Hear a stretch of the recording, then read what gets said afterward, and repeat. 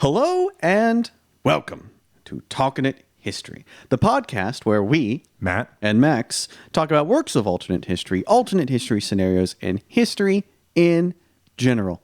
This episode, we're going to talk about Ethiopia, specifically the wars fought between Italy and Ethiopia. So let's give some background information about what we're talking about. So first we're going to start off with, I think we're going to discuss what's happening around the Battle of Adwa, which was fought in 1896. Basically, Italy had been late to the what was called the race for Africa. Basically, they had gotten late into the colony game because Italy hadn't really become a country until about the 1860s. It was when it was finally united into one nation. Right, and they were very eager to snatch up some clay. Yeah, well, like everyone else. They had actually seized Eritrea and Somalia had been part of the Italian Empire up to that point, but that was very small. Their holdings had been very small in comparison to the other empires of Europe at the time, especially like the British and the French. So they invaded Ethiopia, which was known as Abyssinia at the time, trying to take it because Eritrea is right next to it. And they failed miserably. They were defeated at Adwa. It was a huge disaster. Pathetic. Absolutely. Basically, the Ethiopians led the Italians inland, very rocky terrain, very difficult to maneuver around, and just completely defeated them with outmoded technology, poor supplies, but superior numbers. And it was just a total failure. Extremely, extremely embarrassing for the Italians. And really, they were the only African nation that was able to resist a colonial attempt. Yeah, see, I mean, this is a huge black eye for the Italians and sort of a national disgrace for a long time, and that would come into play in the 1930s later on. But I think we wanted to quickly talk about for Adwa, what if the Italians won at Adwa? What does this mean? We see a completely different Ethiopia. This would be an Ethiopia that would be controlled by Italians. Now, would that be, quote unquote, better, worse? It's hard to say. Certainly, there would be more attempts at industrialization if the Italians were in charge. You might see more railroads there. You might see better roads. More developed cities. You could probably see a lot more Italian people living there. They might have been more migration moving in, more people speaking Italian. Certainly, you don't see much of a colonial imprint on places like Libya and Somalia and Djibouti. So it's arguable whether they would have left much of a mark on the region if it just got taken back from them during World War II. Yeah, absolutely. Because in reality, Italy only controlled Ethiopia for about 5 or so years, really. But here, in this case, they would have controlled it for 40 plus, and that's enough time to make a serious change. It's also interesting to see whether or not Ethiopian culture would have changed hugely in that 30 or so years of occupation before World War II. Like, for instance, if the royal family would even still exist, would they be abolished or would they become a puppet government, for instance? I don't know. And I think really a victory at Adwa means that there's not as much a chip on Italy's shoulder. And they may have pushed harder for colonies earlier because after the defeat at Adwa, it'd be 15 more years before the Italians would try again in 1911 to take Libya from the Ottomans. And you may have seen an earlier push for Libya or push elsewhere, maybe in Asia. But ultimately, maybe this would have made Italy more stable too after World War I. But I think Mussolini's still going to come to power because I feel like the problems that the Italian political scene had in the wake of the First World War are more a production of the tension that had erupted during the war rather than the defeat at Adwa, as embarrassing as it was. Right.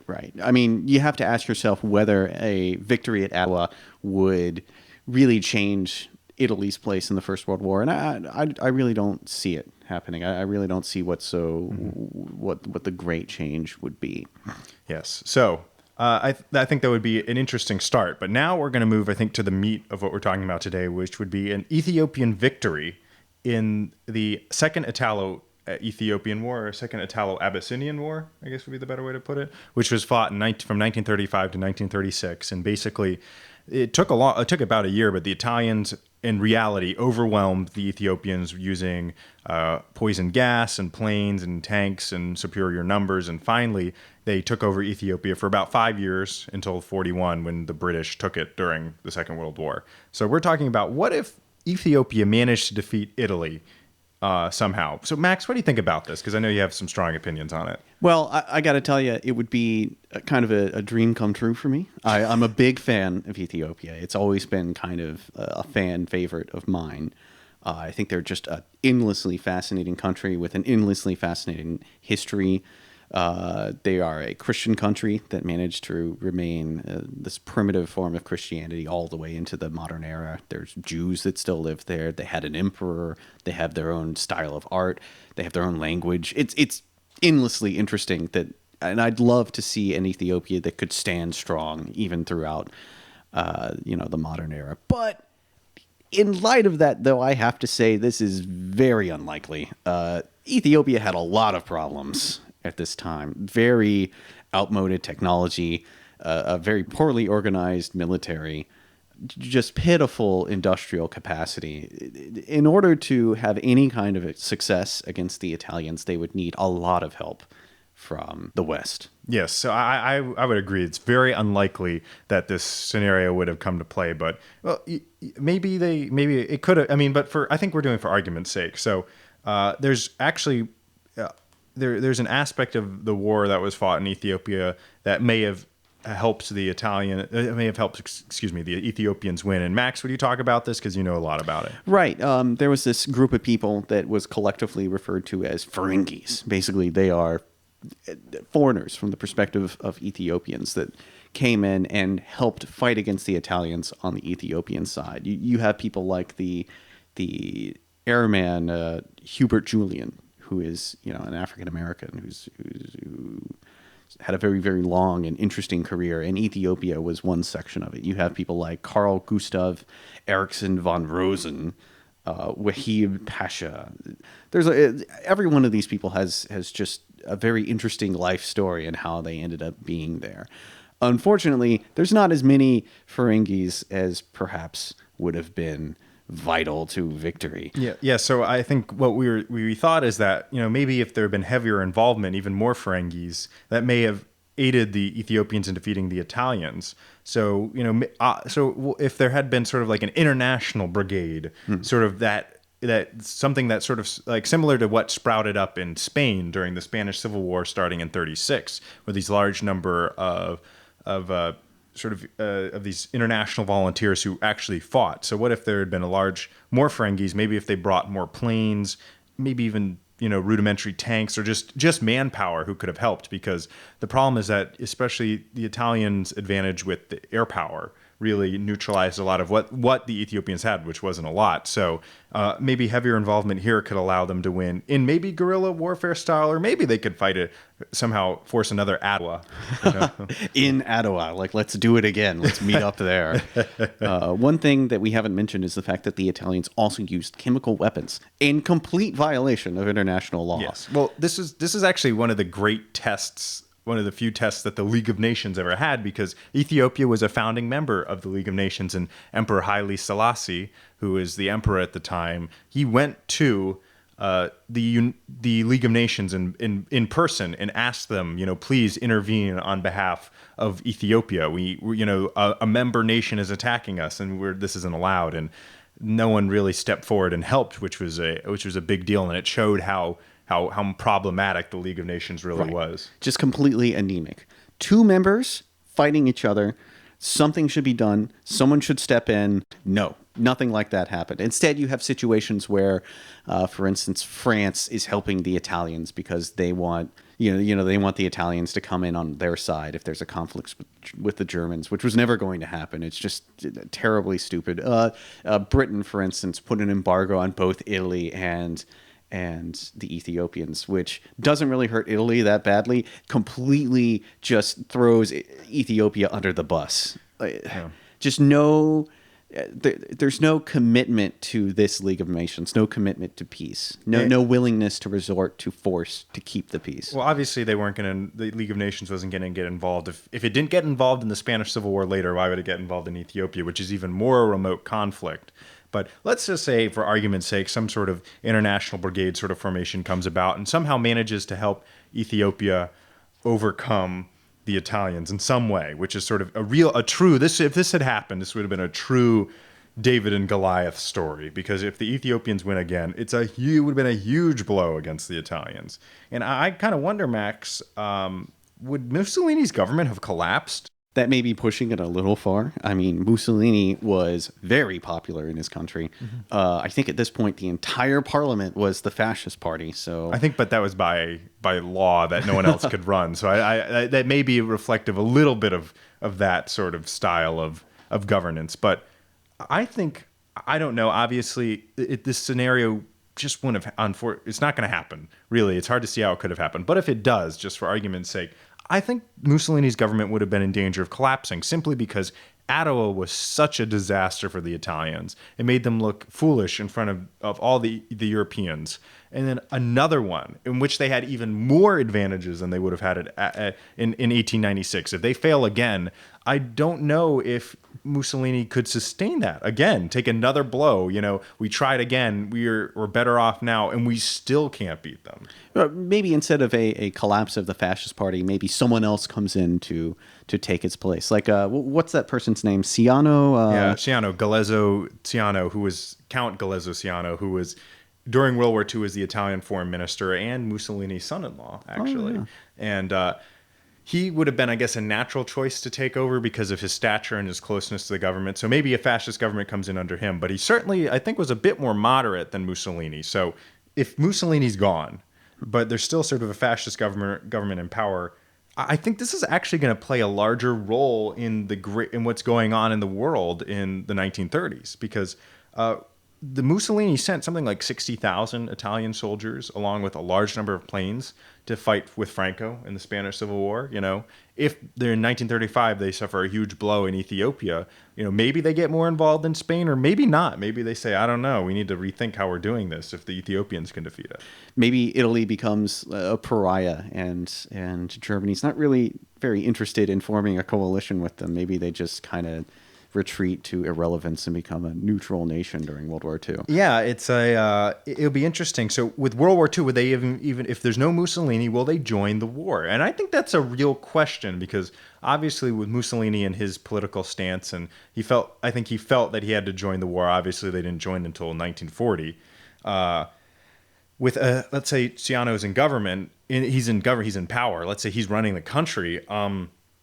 Maybe they don't join. And I think that would have a huge impact. If there's no Italy in World War II, there's no Mediterranean theater. I mean, what do you think about this, Max? I mean, well, that would probably make it much, much more difficult for the Allies, because the Mediterranean theater kind of, I'm not going to say it was completely useless, but it was certainly a loss for the Axis. They expended a lot of troops and a lot of material to this ultimately pretty pointless conflict. I mean, you could argue, but I think that it's not. I think no Italy in the war means no Greece and Yugoslavia. They're not going to get drawn into the conflict because the Germans would have seen no real reason to do that. They may have attacked earlier against the Soviet Union. I don't know if this means they win the war. The U.S. very well may have still been dragged into the war, but it's going to look entirely different. Probably an earlier invasion of France, probably in 1943. There's a scenario in a book I read a long time ago that it doesn't have the Ethiopians winning, but it has Mussolini die in like a plane accident in the 1930s, and it's really more an examination of the Italian economy. But Italy doesn't join the war, and this is what happens. America eventually gets drawn in, but really it's the Eastern Front that matters. And there's an earlier invasion of France. Actually, the war lasts longer than it is what the author has happened. But it'd been interesting. It'd been a big change without Italy there. I mean, although it may have been in more ways a hindrance on the Germans. I mean, I remember you said that as we were talking before. Right. Italy's kind of the albatross around Germany's neck.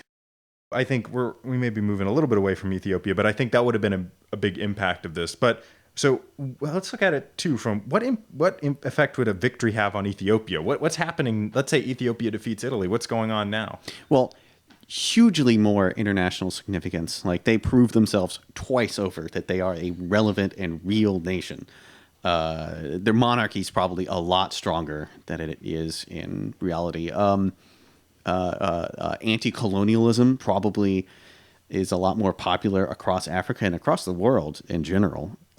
Absolutely. I think this would have been a real sort of Ethiopia standing up and winning a victory. And I feel like Ethiopia in this case would have become a stronger sort of magnet for anti-colonialism in the post-war era. So after World War II is over, maybe Ethiopia is where sort of that, maybe that's, Addis Ababa is where, all the anti-colonialist people are sort of congregating, and that's where they sort of make their jumping off point. And in an anti-colonialist perspective that's alternate to, aligning with the Soviet Union, aligning with communists. Yeah, more of a third way sort of anti-colonialism that's maybe more Pan-African or more nationalistic and not as reliant on Soviet support. Self-deterministic, yeah. And that may change the face of the Cold War if you have countries in, Africa and Asia liberating themselves but not getting pulled into that sphere. I think that'll change a lot. It's a really interesting point.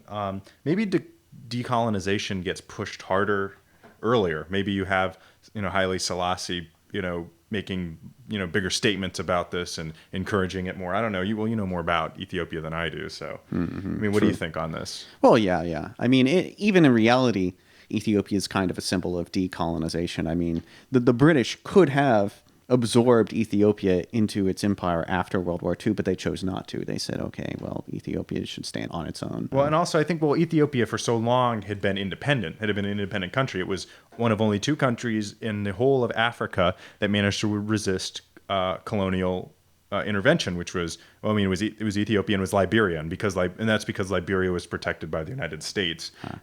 Some people saw it as a U.S. colony. It actually really wasn't. So, but those are the only two places that were never really under full control. I know the Italians controlled Ethiopia for like 5 years, but they never really controlled the country like other colonies did. Other colonies were controlled by other countries and other European powers. So I think this is really interesting. And it's kind of I think this is a really cool scenario because this shows how, a small change or sort of a bigger change, how it really echoes beyond. So you'd think, Ethiopia wins, so Italy's humiliated. But what happens?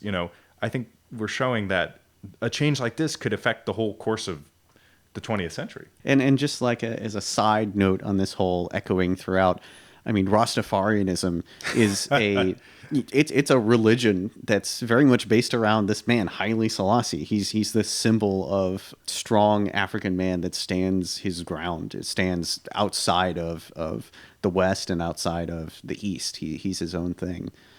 And, maybe a second Ethiopian victory just cements him as more of a Christ figure than he is already. Yeah, I guess. Yeah, a stronger Rastafarianism. Interesting, yeah. But I like that this scenario just shows that the events like this that may not seem to be very big have huge impact. And that, talking about, where our conversation has gone, I'm just fascinated by this because it's an interesting idea and it shows what a huge impact it could have. So... and again, it shows you that, small events have big consequences and that how history really is shaped by so many different forces. I think that's a good thing to take from this.